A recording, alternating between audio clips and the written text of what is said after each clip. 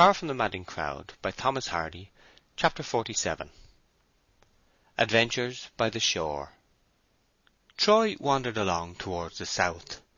A composite feeling, made up of disgust with the, to him, humdrum tediousness of a farmer's life, gloomy images of her who lay in the churchyard, remorse, and a general averseness to his wife's society, impelled him to seek a home in any place on earth save Weatherbury.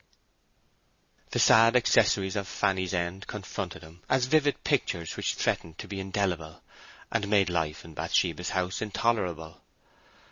At 3 in the afternoon he found himself at the foot of a slope more than a mile in length, which ran to the ridge of a range of hills lying parallel with the shore, and forming a monotonous barrier between the basin of cultivated country inland and the wilder scenery of the coast.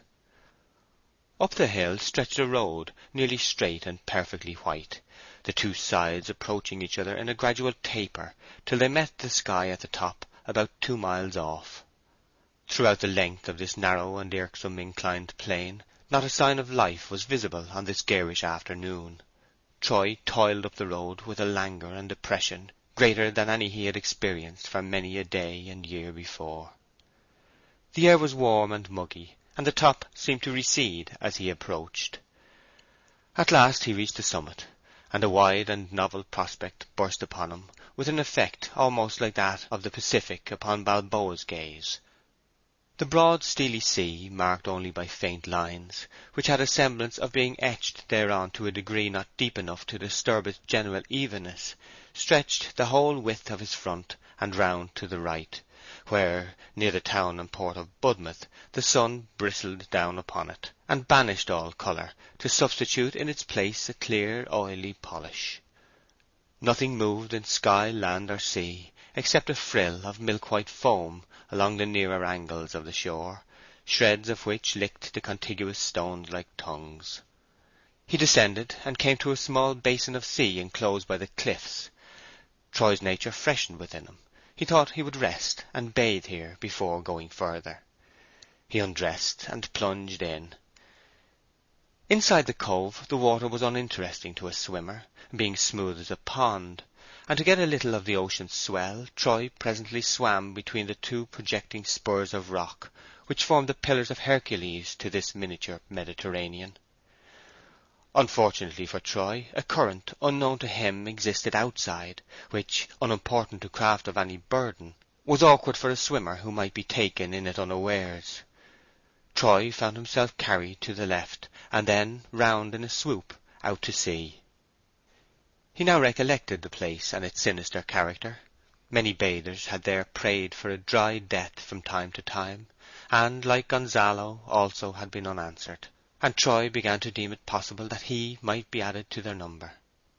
Not a boat of any kind was at present within sight, but far in the distance Budmouth lay upon the sea, as it were quietly regarding his efforts, and beside the town the harbour showed its position by a dim meshwork of ropes and spars.